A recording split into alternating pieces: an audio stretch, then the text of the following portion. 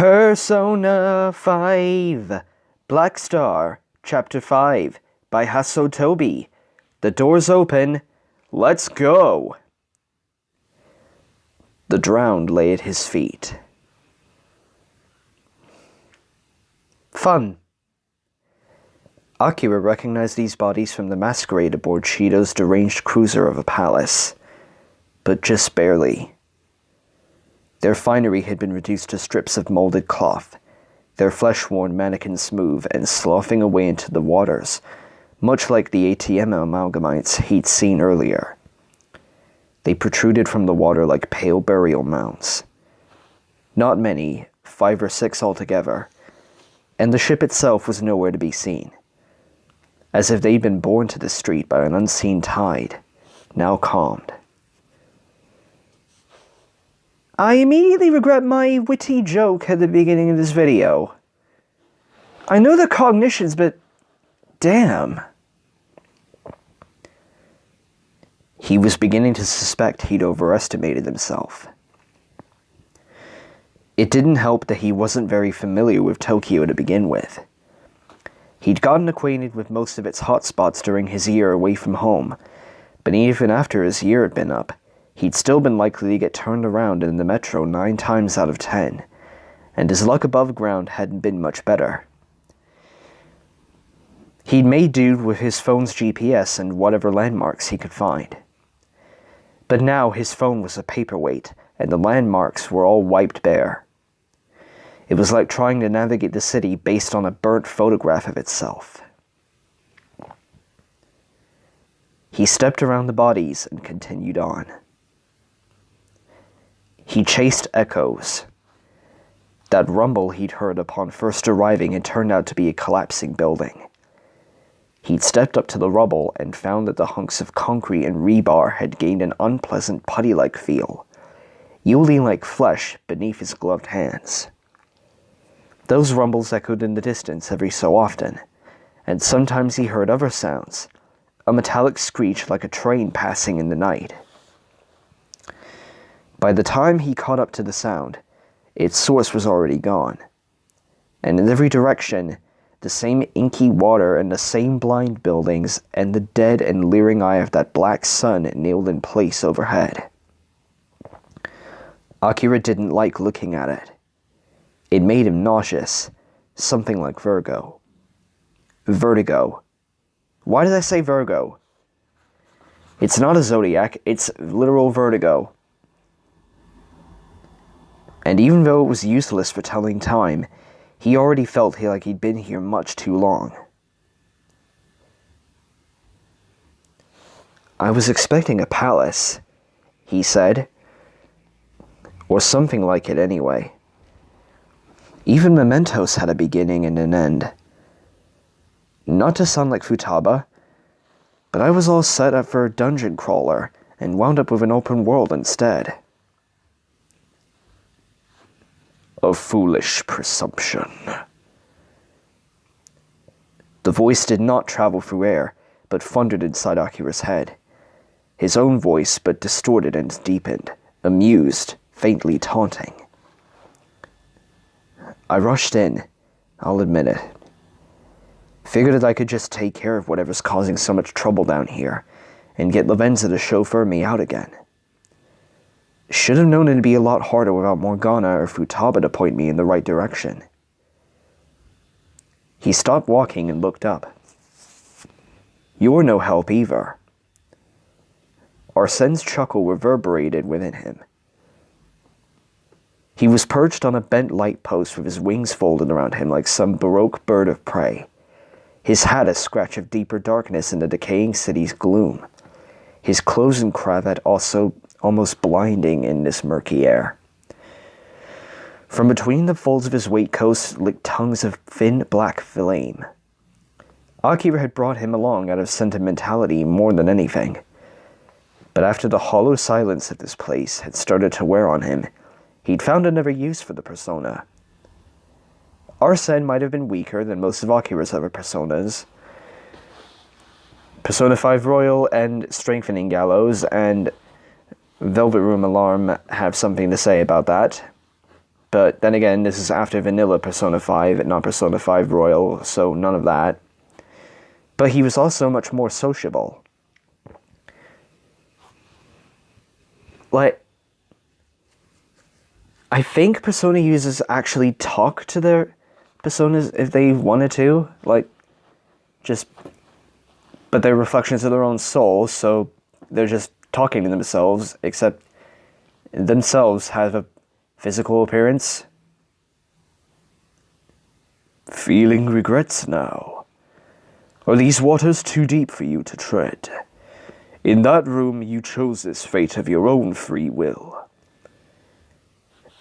A choice between helping someone and doing nothing isn't a choice at all. Then you continue on your path. Thought it may yet invite damnation.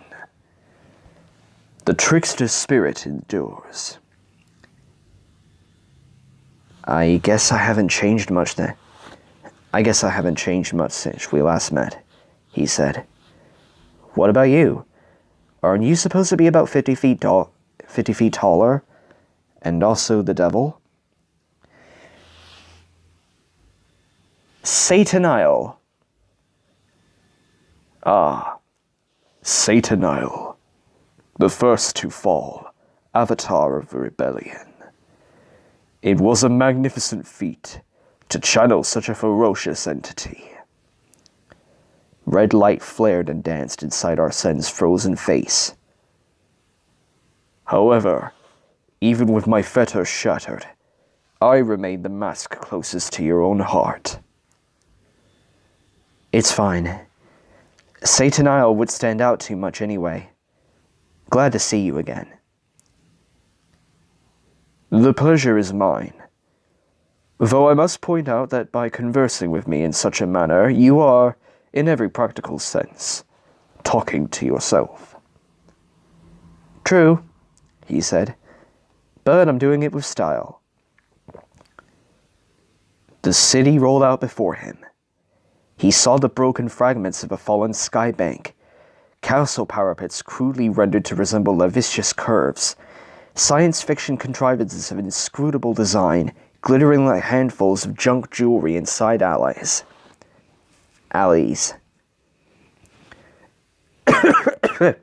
Sorry. Fragments of old palaces scattered throughout the larger ruin like teeth from a broken jaw. As he walked through the streets, he saw Arsene on light posts, on windowsills, in the curve of a broken window pane. The persona never visibly moved, but Akira sometimes saw a second warped shadow falling in pace with his own, or a second set of ripples from the soundless steps of those knife-point heels. He seemed to delight existing in the corner of Akira's eye. Then he stopped again. Outside a moldering shopfront was a gold-eyed silhouette in shabby suit and tie. His outline flickered and his mouth moved incessantly, but no sound came out that Akira could hear, as though he were a refugee from a silent movie, stepping out from one black and white world into another. Akira's eyes narrowed at the sight of him. Shadows, even here. He tugged on his gloves. I'm not surprised. Oh? And yet Mementos was unmade. The distorted desires of the populace faded into the ether. You would think the manifestation of these sad specters would have ceased as well. No, I wouldn't. But you know that already. Amusingly contradictory, is it not? You need your desires to remain human, though they ever plot to drag you into ruin. There is no banishing of such a thing. Footsteps splashed behind him. Arsene's shape fell over the shadow like a curtain. Will you choose to fight, nonetheless? What did I just say? He drew his knife. Now be quiet and fall in line. It didn't take long. The shadow had been just a fledgling. The cause of his corruption banal. A salaryman on the verge of unemployment, his terror turning him drunken and mean. Akira talked him through it as best he could, but his words always felt hollow whenever he was trying to soothe these people. His teammates always spoke with much more conviction. "Goodbye," he said, as the sobbing shadow dimmed to a single point of light. "Try to hold on."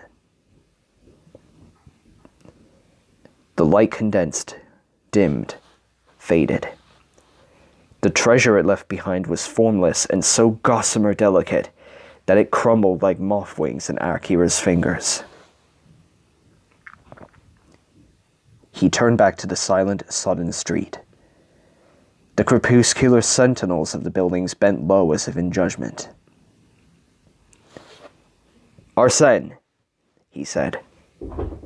"Cards on the table. What is this place?" "My knowledge, as ever, cannot exceed your own." "You still came from the cognitive world. There has to be something you know about it that I don't." "Not at all. You were told of this realm's nature prior to entry. Do you not recognize it? The roiling sea of souls." With a chuckle and a gout of black embers, Arsène emerged before him, looming large, his talons restlessly scraping across one another.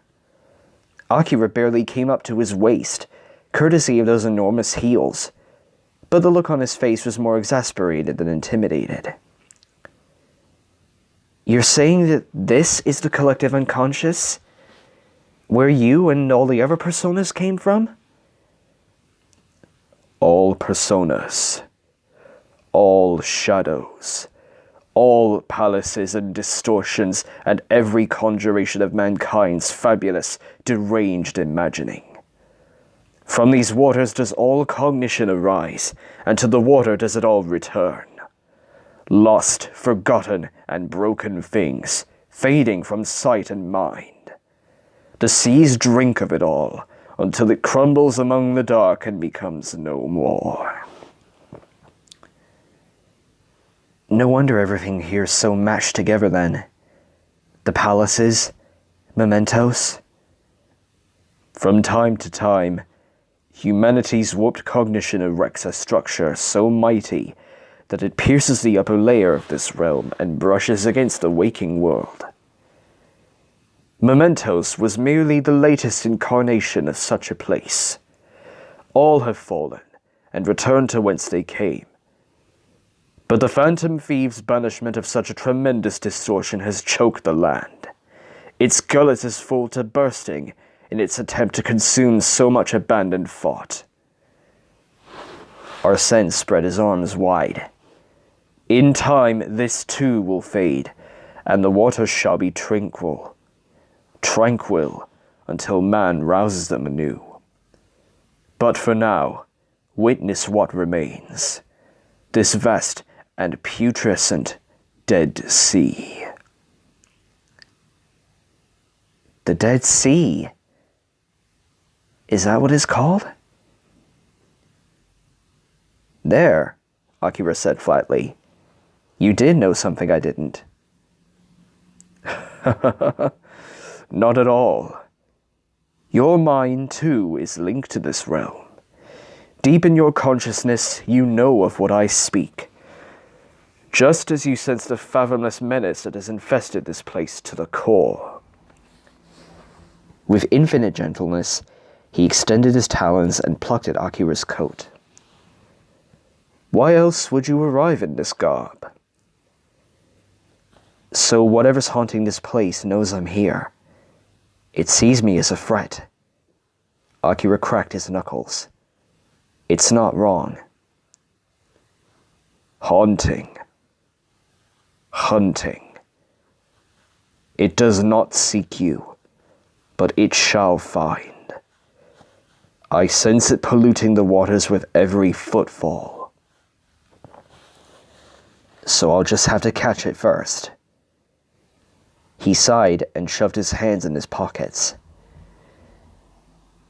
"Problem is, I don't have any idea where to go. Wouldn't mind hitting up young Jaya again, or something. It can't be any more depressing than everything else here." "Aha," There, I believe I can be of some assistance. Arsene bent low, and his wings spread and beat the ground with such force that Akira's coat blew back, and even the endless puddle was momentarily swept back, exposing the cracked and soaked asphalt beneath. He took to the skies, high above the buildings, and Akira looked up and saw him silhouetted against the sun like a bloodstain. He looked this way and that, and then pointed the way forward. Akira smiled. Akira smirked. Looks like you're pulling your weight after all. As he started down the street, he thought he heard a noise. A low jangle, like the clink of keys or chains. When he glanced behind him, the streets were empty and still, and they remained that way as he continued forward.